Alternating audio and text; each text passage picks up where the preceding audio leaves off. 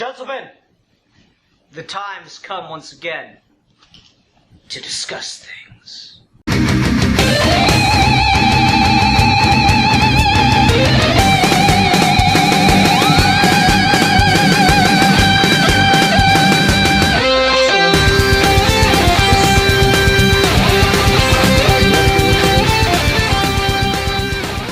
Hi everyone, welcome to another episode of Geeky Gentleman Fan Film Reviews. I'm Sid Part 2, joining me today is... A geek for fun. Alright, and let me just start off this episode by telling our most avid fan, Steve Baxey, to back the fuck off and stop calling me a fucking nerd. Here's your goddamn fan film review. Jeez. Anyway, so toxic fan bases, Alfie, I swear. I know, man. Yeah. Yeah. Anyway, today we're here to talk about a Superman fan film called Superman Requiem. This is pretty old at this point, 9 years old. And it has been in my watch later, because I'll just be scrolling through looking for fan films and come across something and go, oh yeah, I'll put that in there, and, you know, when I'm strapped for a topic on fan film reviews, I'll pick that. And it's been in there for a very long time. I'm quite excited to take this off because this is number 2 on my watch later list. And you gotta remember, as you add to watch later, it goes to the bottom. So this has been on there for a minute. And I don't know, it's of a quality that, you know, that meets a certain level of expectation, so that's cool. And that's basically what I picked it for, why I put it on the list, is I found it, I clicked through it a couple times, okay, yeah, this is reasonably well shot, and they've got a costume and stuff, so, okay. But I never really knew anything about this going into it. I'm not really sure if there is much of a story behind this. I saw there was a couple behind-the-scenes videos, but nothing that, looked really in-depth, so I didn't bother watching any of those. But it was an interesting watch, nonetheless.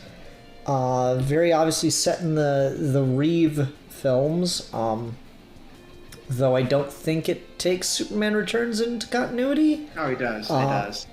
It does? Yeah. Okay. They have a direct reference to Lois divorcing Richard near the very start of this. Okay, alright, It's so it set does. after Superman Returns. Interesting. Okay. So yeah, it was an interesting watch to see something try to do that, but we'll get into deeper thoughts on it. Alfie, what's your general thoughts? Okay, so again, when you told me to check this out, it's another long one, another full feature film length, which is always really impressive because not only doing a fan film but doing a full fan movie is it's all that work times 100, 1,000 even. It's other things being able to do that and commit to having the costume and the effects and different locations and different actors and stuff like that. That's very always impressive. Being able to scrabble all of that together and shoot it all competently and know how to cut it together and throw effects is always very impressive to me, and I always want to give a tip of the hat to anyone who can manage to pull off that with any kind of grace. It's a lot of work. And the idea of doing a sequel to Superman Returns, because this came out in 2012, and forgive me if I'm wrong, but Man of Steel came out in 2013? Yep. Okay, so this was the next Superman movie, effectively, right? They would have known Man of Steel was coming out by this point, I assume. They probably would have, because Man of Steel actually got bumped back a year. It was supposed to come out the same year as Dark Knight Returns. Right. So that idea of okay, so this franchise is kind of over, but for the longest time, Superman was kind of that eternal doesn't get a reboot, because with Superman Returns they had a chance to reboot it and they didn't. They made sure to keep that in the Donna continuity. So for a lot of Superman fans, that is their canon, that is their universe that they like to play around in, and I think making just another Superman film in that universe makes a lot of sense, and there's stuff to tell with it. I think even the CW recognized that by bringing in Brandon Routh to play not just the Superman Returns version, but he is this universe of Superman because he looks so much like Christopher Reeve. I think there is a lot of it's the same reason that we're bringing back Burton Batman. It's like having a take on a character. Sometimes you want to play with specifically that and not just general a Superman fan film. So again, all of that, got no issue with. On a more general note, and we'll get into it now, is I kind of hated this. Oh no. Yeah, this does a lot of things for me with the character of Superman and the world of this, which are like really not to my cup of tea. Like really kind of like there were, especially as we get closer to the end, there were some scenes in this where I audibly just had to be like, no. But yeah, I think that might be more so me and having attachment to the character of Superman and being more involved in that. But even on a general level, I don't think a lot of this works for what it's trying to do, beyond a plot sense or just emotionally. And I think that is its biggest failing in those regards. But those require more details to get into, so we can go into that when we get into that. Fair enough. For me, I don't know. I enjoyed things about this. Mostly production value level things, but like there were some key moments that I thought were pretty good. Premise wise, I thought they made some smart moves in the basis of it being a fan film. Like, I like that it starts with Superman doing his Superman thing, you know, it saves the kid out of the lake and yada yada, flies across town to stop the bomb, and then they give a reason to depower him and keep him at a lower level throughout the film. I think that's a really smart choice for how to do Superman in a fan film and not feel like you're in situations where like, well, why doesn't he just fly there, you know, or what have you. And, you know, you keep the powers that you know you can show. You can't really necessarily show super strength, which I think may be a little bit of a fault, but that could also be a bit more story justified. You can't really show flight. You don't really have the effects budget to constantly be showing laser eyes and stuff. But speed is easy because he's not on camera for it, you know? I think there are smart choices in that regard, so I was impressed by that from a production standpoint. And then there's just like moments that I enjoyed, like as they're on the roof and they're trying to go through the list of powers to make sure you can still do them, and she's like, all right, X-ray vision, what color are my pink? I was gonna say socks. Like, that was really legitimately funny to me. I really like that. Like, because it plays with like the expectations of the X-ray vision, where but it does so in such a way where it makes him not a perv, because he's just assuming that's gonna be the question she asks. I thought that was a pretty good gag. And then there were, you know, one or two emotional moments that I quite liked. I don't love the direction, the decisions that they made for the villain of the piece of Lex Luthor Jr. But I do like that they give him a bit more of a complicated character, wherein like he doesn't enjoy what he's doing. Unlike Lex, I thought that was kind of an interesting dynamic to play up for a Superman villain. And they go some places with that. And I think the scene that did the most for me was the scene with Lara at the end. And the idea of like, well, we've been dead for thousands of years. You giving us giving you back your powers and giving up what's here in the fortress, that's just for you. That's for you to be able to move on past the need for Krypton and answers. And the idea that Clark's like, yeah, no, this is my world. This is my home now. I quite liked that. I would actually hazard to say I don't think I can think of or have seen a better take to end the hologram parent Superman thing that the Donner film created. I like that is a legitimately beautiful and really interesting way to kind of close the chapter on that idea without just throwing it out, you know? So overall, yeah, I did have a number of things in here that I enjoyed. But I am kind of with you where I'm just like really questioning some other choices, and ultimately I don't think the whole piece necessarily works.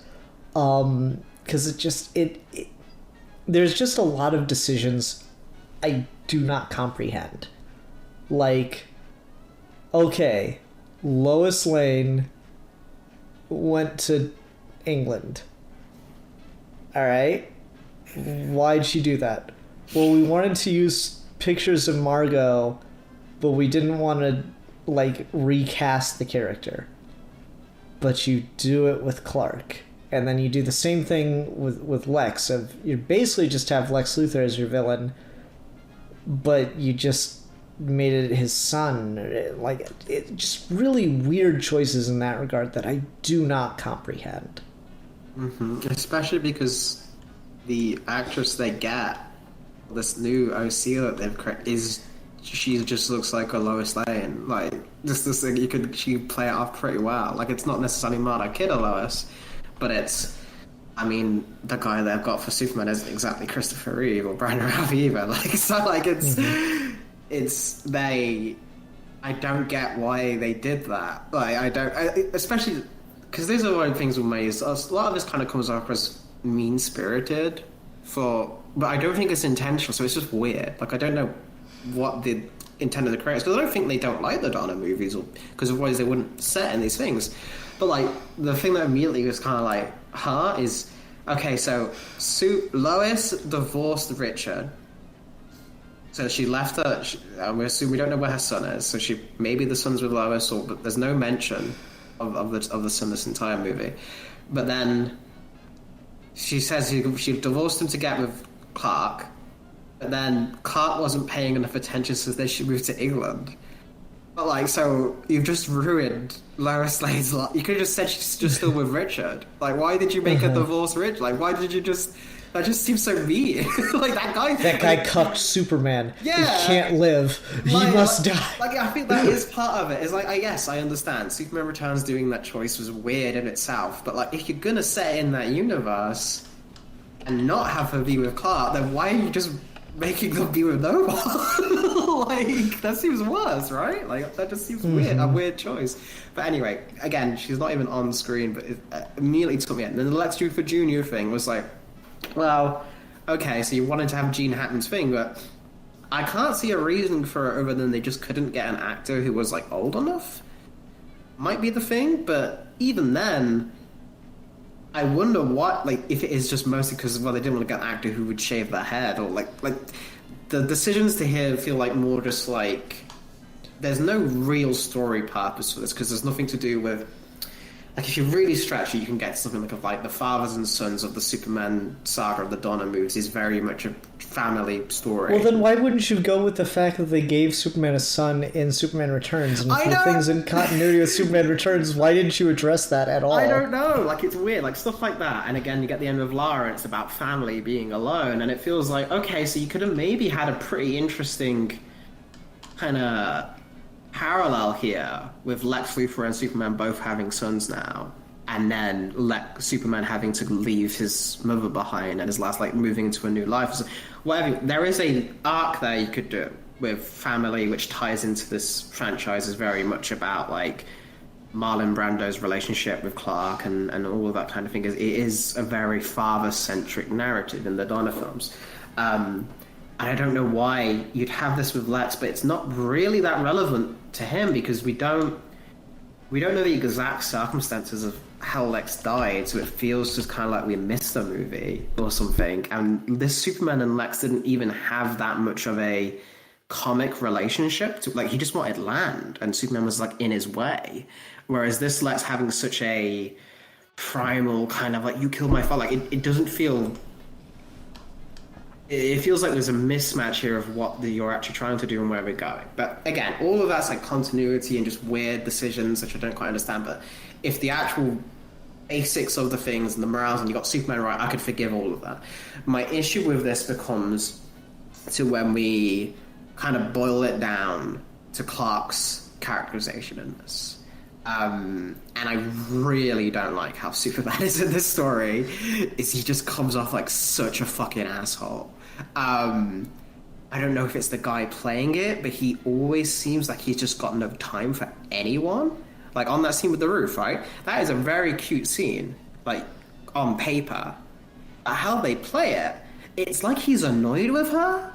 And like, yeah, I get it, Superman, you've lost your powers. This is a dramatic thing, and I agree with you. I think that actually is a smart narrative to do with a Phantom budget of doing a depowered Superman. No problems with that whatsoever. I think it's a little lame how the bomb does it, because it's such a... He just stares at it and decides, well, body block. And I'm like, you couldn't think of like anything. Heat vision, man. You've got shit. You could fire like whatever. You get to the plot. That's just Alfie nitpick. But we've got we've got this thing where he's on the roof, and like they have that moment where like she's like pink, or do you have flight, or do you have super speed, or can you lift this thing? And he's not dealing with it how Christopher Reeve would deal with it when he was depowered. Like he was, because we've seen that. Like we see like in the Donna movie, he's like kind of meek when he gets beaten up in that bar, but he's not like impatient with the world around him, or like thinking. He's more just like self-reflective. In this, it feels like he's just kind of like, well, yeah, well, it doesn't matter. I could, like, it was like, that's not Superman. Like, it doesn't. It feels like there's a mishandling of the character. When we get to the end, where we've got this thing where like he goes to this arc and he gets the black shirt on and he does all these things and he's in the hospital and he's like, I didn't understand how hard it was to do all these things. I didn't know how, and that's like the rest of his like arc of this journey is without these powers I got to say he was a man. And that was when I had to out loud be like, fuck you. Like, I'm sorry, but no. Yes, Clark, your powers are like part of you. Like that's, you're helping people with the lessons of Superman. It's like, it doesn't matter what gifts you've got, you should always try to help. And like, you just said a thing of like, you can hear everyone in the world and you can't help them. And it's like, yeah, that's not a new thing. You've always struggled with that. Like, that's what the struggle is for Superman, is that he can help people, but he still, even he can't help everyone. And that's what makes it so hard and kind of thing. But the fact that this just kind of it feels to me like it's kind of making the argument like, well, now Superman's a better character, but he doesn't have all of these powers. Like, now Superman has to work harder, now Superman has to struggle more. But then they do that, and in the next scene, they have another scene in Daily Planet where she's talking, it's like, oh yeah, so Clark, now you need to get your powers back. And it's like, they do that scene like 3 different times where she says 3 different things in the same location. And then there's a time where she gives a secret identity. Like, there's so many things in this movie where it's just like annoy me. like on just a personal level. I liked the secret identity accidental reveal. No, I thought that was pretty funny. It's That was funny so like, funny. That's funny for like an SNL skit. Yeah, that is funny for like a robot chicken Superman. No, that was legitimately hilarious. That's not funny for an actual Superman thing. That's just fucking annoying. No, that was legitimately funny where they're sitting there having a whole conversation and then the fucking IT guy just pops up. He's like, I won't tell anyone about your computer problem. That was legitimately hilarious to me. No. I will defend that moment. I thought that was pretty good. Not a fan. He's got. I wish it would have still got super hearing. Like that doesn't make any sense. Okay, it doesn't make sense, but it's a fun moment. I would say that it would be nice if it got to like come back and be paid off in some way. That would have just been fine for me. Yeah, like, because what's weird is she has to keep making excuses to Perry about what her and Clark are up to. It would have been nice if, like, when they left to Europe and Perry's like, what the hell's going on? If he'd come in and covered for him because of that scene. Yeah, that would have justified it. That would have justified it better. I will agree, it doesn't justify itself. I did think the idea of it was cute. I got a snicker out at the moment. I thought that was just... It was just nice to, like, someone... Like, because it's such a trope with Superman stories of, like, oh no, someone knows that Superman's Clark... Or all superhero stories, right? Or, oh no, someone knows that Bruce Wayne's Batman. Where just, like, the idea of revealing that information and having the person that found it out just be like, oh, no, I'm cool. I got this. Like, I really liked that. And if they played it up, maybe the way to have done that, because this is another very inconspicuous missing character, is if that was like Jimmy Olsen or something. That'd been nice, but they probably didn't want to recast Jimmy. Like, what gets me is how weird some of the choices of, like, because it should, if you're gonna commit to that, it should be all across the board, and like, okay, literally, okay, we don't want to recast any of the famous actors because they're just such a big deal, but you've got Superman Jr., who could have just been aged up. So you could have just made your main character Superman Jr., who already struggles with his powers, as we saw, because he was so fucking shocked to have them. So that could have been your justification. And then, yeah, you've got, like, that would make the story just a completely different thing of, like, fathers and sons. Like, you could have, like, baked in that Superman and Lex died fighting each other or some shit. And like, dealing with, like, the weight of that. Uh-huh. There's a lot of different ways you can go with that one. I like the idea, especially I think as well, because I don't want to get into this too much, because I understand this. Because I understand this as someone who has a Superman suit and cosplays things. And this is something where I think everyone is just Superman kind of things, but I do think it is important to the character. And it's why, like, I wouldn't do, like, a Superman fan film where I was playing the character. Is I do think you do have to have a certain kind of build to play Superman if you're wearing that full suit. I think you can get away with it as Clark Kent, but the fact that the suit itself isn't that high quality to begin with, if you got, because I've seen, like, cosplayers who, you don't have to be built, because you've got the advantage of Brandon Routh and Christopher Reeve are not Henry Cavill. They're not supremely, but they've got some size to them. They've got some, they fill out the suit, and they've got that, like, Superman, like, when they're on the screen, they've got a little bit of presence to them. And I do think that it's hard to do, but that's, I think, the biggest hurdle making a Superman fan film. And if you can't do that, then I do kind of think, all right, you got to find new ways to get around it. And it, like you say, while the advantage of doing the child of Superman is he doesn't necessarily have to have the same build at all. It could be kind of different thing. You can get into that. In fact, some things with, like, Jonathan Kent or Connor have got into that. Is that he isn't quite as powerful, or he's more powerful, but he doesn't show it. Kind of, there's different ways you can do that, which I think would have made this an easier pill to swallow for getting immersed into the thing. Because again, there's some good shots of Superman in this. There's some good things, but it is just, I just don't like that casting choice for Clark, because it's not even like, okay, so he's not the right build, but, like, he really plays it well. I don't think he really plays it well. He plays it like he's annoyed all the time, and that is just not how you do Superman to me. Like, whatsoever. Yeah, it's not even that it's, like, bad acting. It's just I just don't think it's a good take. Yeah. You know? I don't think it's a good, like, for what he's doing and how the script is written, I think it's fine. I don't want to, like, feel like we're ragging on the actor, because I think he does what he can with the material. And I don't ever, like, feel him reading the script or anything like that. Right. But it's just the interpretation, I feel, is a bad direction, particularly when you're playing Reeve Superman, you know? And that's always, like, a hard thing to do, of like, play a pre-existing, very, very iconic role and don't come off as if you're just doing an impression. You know, that's a very difficult thing to ask of any actor. Honestly, that's why they had such a hard time getting another Superman movie made for such a long time, because Reeve was so iconic in the role. He was like what Lugosi was for Dracula. It's like, it's not even comparison to, like, he is to this day for many people Superman. Like, and so I don't want to. I do think you're right on that. That is such a very understandable hurdle to get through.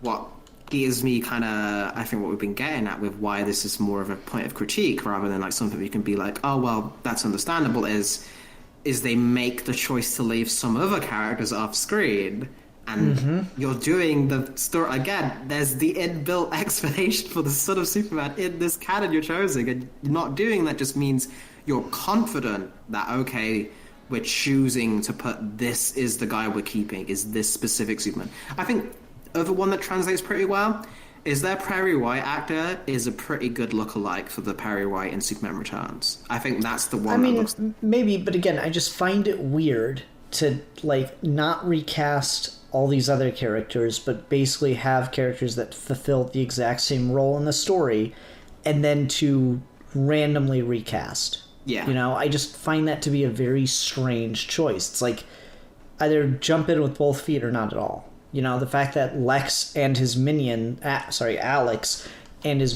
all act like Gene Hackman's minions and stuff.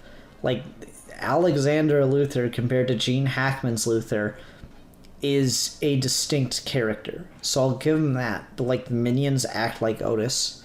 The secretary lady acts a lot like Miss Tessmacher.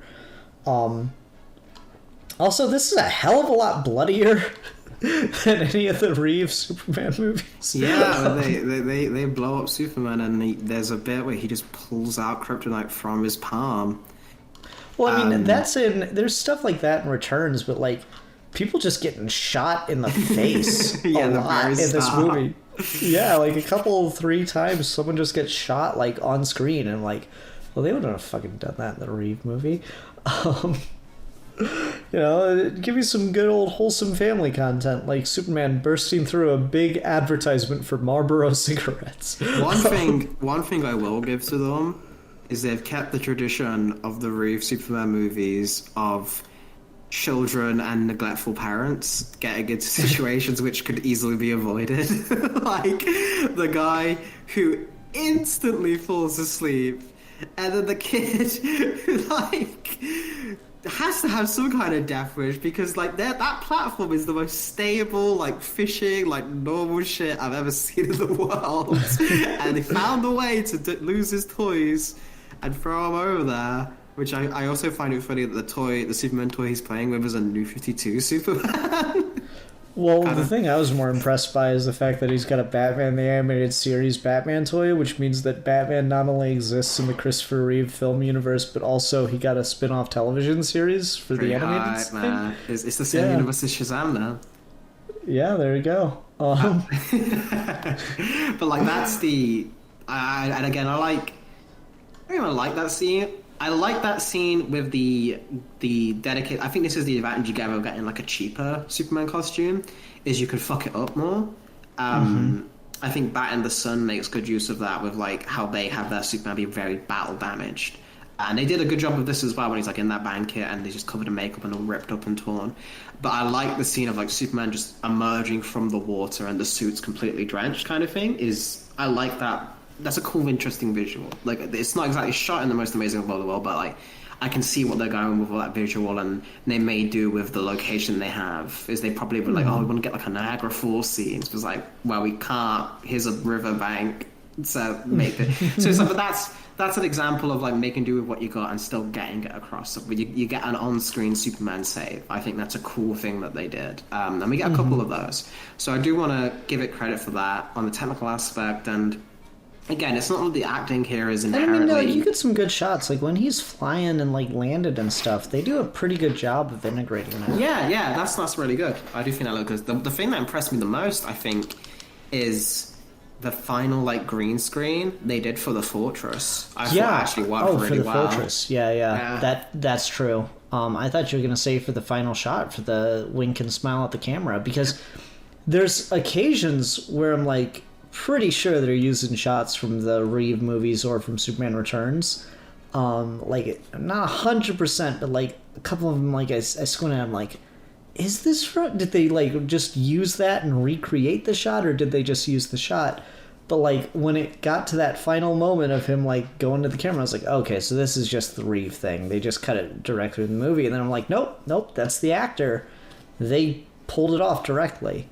That's impressive. Yeah, that is impressive as well. I think I'm less on that one, because I think for me, that one just kind of makes it stand out a little bit more as like, maybe shouldn't have tried to reference Christopher Reeve so much, because it's just making my head think this is not Christopher Reeve in like the slightest. You know, I don't think that's fair to the actor. I think that's drawing like unfair comparisons for the actor to kind of live up to. But I think the fortress scene is the one where I was really impressed, where just how it was shot and integrated. Is it clearly, you could tell it was the green screen, but like it wasn't distractingly, you could tell, and it worked really well for the scene. But I think that's the hardest thing to do in a Superman fan film, at least to some extent, is that fortress set is such a impossibility. Like even Supergirl like had a really bad one. So I think that's a hard thing to pull off, but they found a very easy and elegant solution to do it. So yeah, I think technical wise, Krypton had a good fortress set. Yeah, Krypton had a good fortress, and I like Superman and Lois's version as well. But there's a lot of good effects uses in this, and making it not like stand outy and trying to make a show of it and just an effects reel because they know they can't do that, but doing it enough where you can believe this is a Superman fan film where he's doing Superman things. And I think that is always impressive. Yeah. What did you think about the two things I want to ask? One about the costume change, but first, what did you think of just the scene at the Fortress of Solitude? Because, like I said, I really quite liked it as the closing the chapter of the hologram parents, but I know that's like a pet peeve of yours. Well, for me, it's because I want to, like, again, I can get outside of the realms of this take, right, and be like, oh, I don't like it, John, but like, this is where it came from. It's integral to this version of Superman. You can't not address it. But that was the first thing I was like, kind of threw me out of it. It's like, he doesn't know how to fix his powers. It's like, well, the first thing I would have thought to you is you still got super speed, so just go to the fortress and see what's there. And then they don't do that. And then at the very end, he's like, oh, I've got an idea. I was like, well, shit, man. You could have avoided this entire situation. Just doing the most obvious thing. Because that's what happens to Superman 2. He loses his powers, and the first thing he thinks of is, oh, I've got to go back to the fortress. And he doesn't even have super speed in that one. He just does it on foot. Like, so I don't... that one, I was like, okay, you really... You could have just ignored that one. But what I don't like about that scene, because I agree with you, I think that is a very nice way to end the chapter. I do think that's a very nice way it's delivered.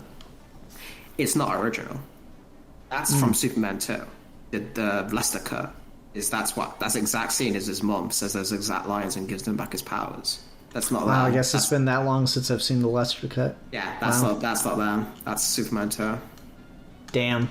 All right, because I've watched the Donner cut a couple times where we get like the hug with Jor-El and stuff. Yeah, so because they couldn't get Marlon Brando back in the Lester cut, they did it with his mum and dad. Okay. So I guess this was finding a way to make that canon to both versions. But I think it works, but it like I hesitate to give it credit. Well, then at that rate, why not just get the fucking footage from the movie? I'm sorry. Yeah, they're just confusing decisions that are annoying, man. Right? That's what I'm saying. Damn, like I'm giving a lot of credit, and I can't believe I didn't remember that was in the Lester cut like that. Ouch. Alfie, my memory isn't what it used to be. Hey, it's okay, man. I only because I watched those recently, so they're more fresh for me. Gotcha. Fair enough. All right. The other question I want to ask you: how did you feel about the fact that they gave him a costume change toward the like final act? Yeah, he gets like the kind of camp black shirt kind of thing. Yeah.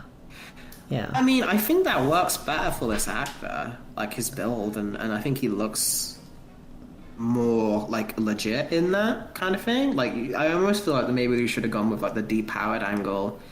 Is kind of, again, this is before this would have even been a thing, so I guess they were kind of ahead of the curve. But it's like, you know, in Truth, where like he's got like just the shirt and like the bandages around his hands and stuff as like the cape.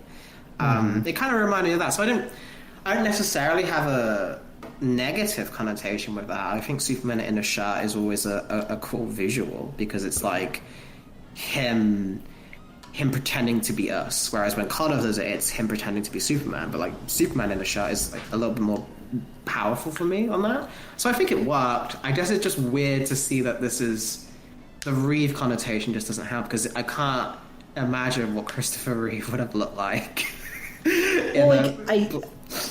I thought they used it well. Like, I thought it was cool and like they're about to grab out and like kidnap Lois and then just whoosh and the S. I thought that was a pretty good shot.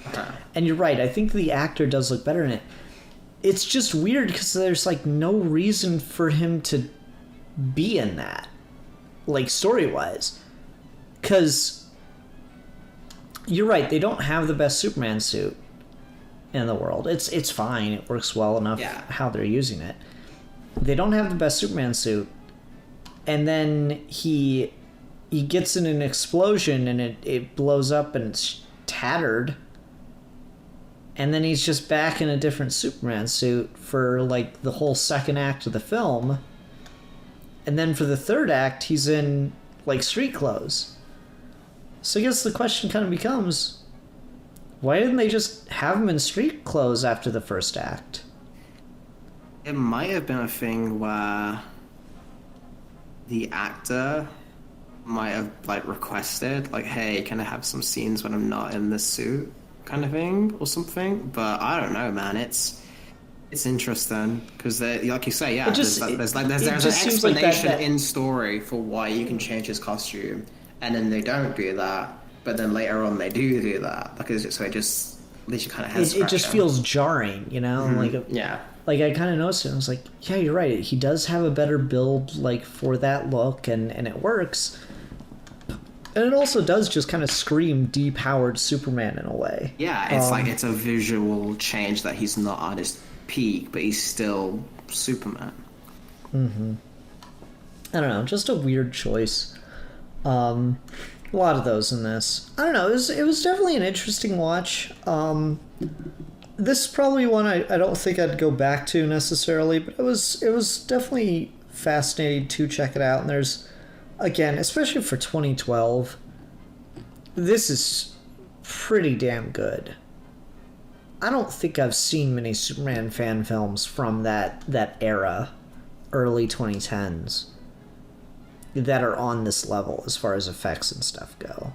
So I do think that is definitely worth, like, there's not a lot of Superman fan films now that are on this level, but especially for 2012, before you really had a lot of people get into the at-home studio kind of thing. I think there's quite a bit impressive work done in this. Yeah. Got anything else you want to talk about, or you want to go under ratings?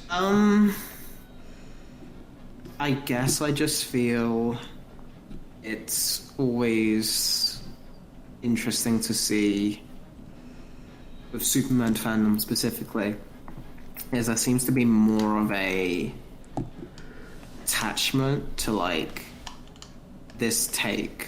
And what I mean by that is, if you look at something like the Raimi Spider-Man movies or Batman animated series or the Dark Knight trilogy and stuff, there will be elements when they do a fan film of the Dark Knight or the Joker blocks, right?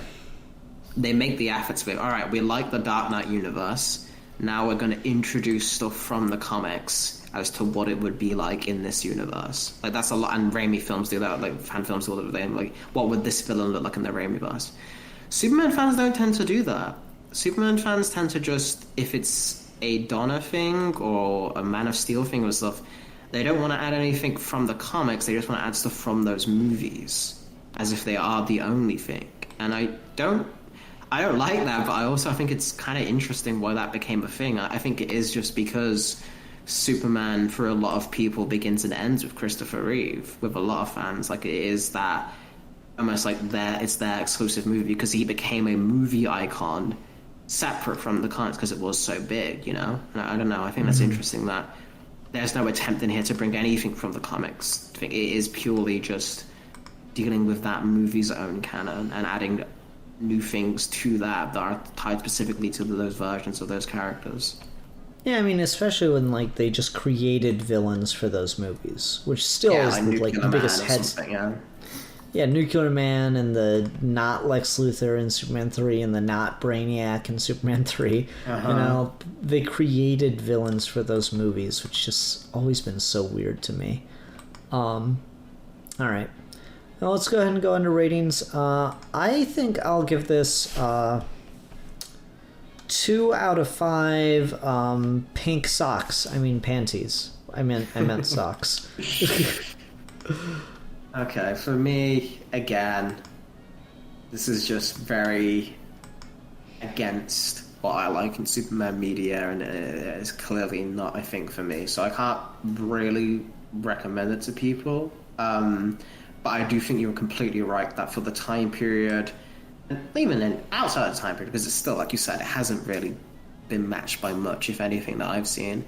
It's really impressive labor to do so much of this on with such a tight use of effects and being able to make things work for what you can make them work with. That I do have to give it respect for that. So that gives it a point. So I'll give this a 1 out of 5 missing Superman children. Gotcha. All right. Missing super children. Have you seen Jason? Jimmy? That's his name. Fucking Jason. I forgot his name was Jason. Have you seen Jason has glowing red eyes? And asthma, man. That kid might have died. He's breathing heavy from returns, but that would be really dark if that's where Lois left. Is the kid just fucking died? I mean, like, all right, son, now we're gonna fly today. Clark, he has asthma. Be careful. Oh, I could fly by his age. It'll be fine. Here we go, upper atmosphere. Superman Requiem for a Dream. Da-da-da-da. Oh, man. All right.